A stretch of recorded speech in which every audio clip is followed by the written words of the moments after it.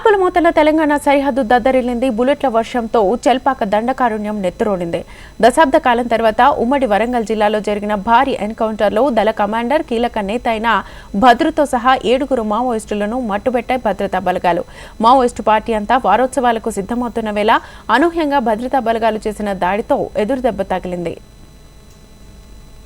సరిహద్దు దండకారుణ్య అటవీ ప్రాంతంలో షెల్టర్ తీసుకుని తెలంగాణలో ఉనికిని చాటుకునే ప్రయత్నం చేస్తోంది మావోయిస్టు పార్టీ. దీంతో మావోయిస్టుల చర్యలపై పోలీసులు నిఘా పెంచారు.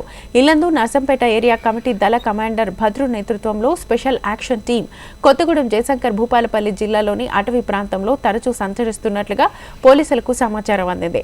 అతని కుటుంబ సభ్యులు భూపాలపల్లి జిల్లాలోని ఓ మండలంలో నివాసం ఉంటున్నారని, అక్కడికి తరచూ వచ్చిపోతున్నాడన్న ప్రచారం కూడా జరిగింది.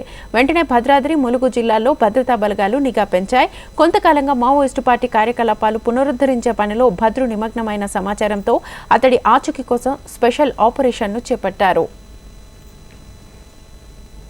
దళ కమాండర్ భద్రు తరచూ సరిహద్దుల్లో సంచరిస్తుండటంతో భద్రాద్రి, ములుగు జిల్లాలో దాడులకు పూనుకునే అవకాశం ఉందని పోలీసులు భావించారు.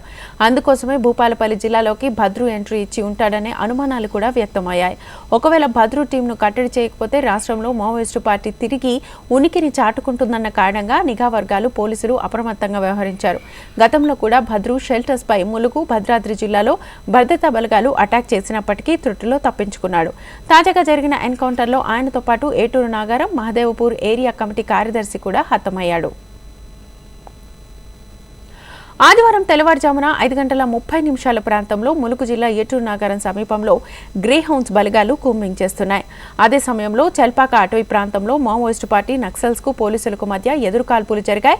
ఈ ఎదురుకాల్పుల్లో బీజాపూర్ జిల్లా చర్మాంగికి చెందిన భద్రు అలియాస్ పాపన్నతో పాటు ఏటూరు నాగారం మహదేవపూర్ డివిజన్ కమిటీ కార్యదర్శి మల్లయ్య అలియాస్ మధు, బీజాపూర్ జిల్లాకు చెందిన ఏరియా కమిటీ సభ్యులు ముసాకి దేవల్ అలియాస్ కరుణాకర్, ముసాకి జమున, ఇంద్రావతి ఏరియాకు చెందిన పార్టీ సభ్యుడు జయసింగ్, కిషోర్ కామేష్ ఈ కాల్పుల్లో మరణించినట్లుగా పోలీసులు ధృవీకరించారు.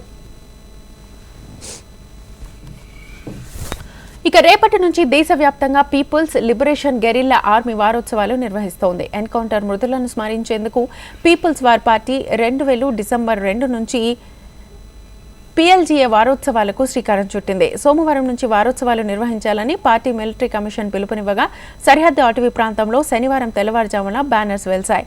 మరోవైపు ములుగు జిల్లా సరిహద్దు అటవీ ప్రాంతంలో మావోయిస్టు పార్టీకి వ్యతిరేకంగా పోస్టర్లు ప్రత్యక్షమయ్యాయి. ఈ ఘటనలు జరిగిన 24 గంటల్లోనే భారీ ఎన్కౌంటర్ జరగడం, కీలక నేత సహా 7 మావోయిస్టులు మరణించడం సంచలనం రేపింది. ఇక ఈ సంచలన ఘటనతో ములుగు జిల్లాలో ఉద్రిక్త పరిస్థితులు నెలకొన్నాయి. 7 మావోయిస్టులు మరణించగా మరో 8 మంది మావోయిస్టులు పరారీలో ఉన్నారు. వారి కోసం గాలింపు చర్యల్ని ముమ్మరం చేశాయి భద్రతా బలగాలు.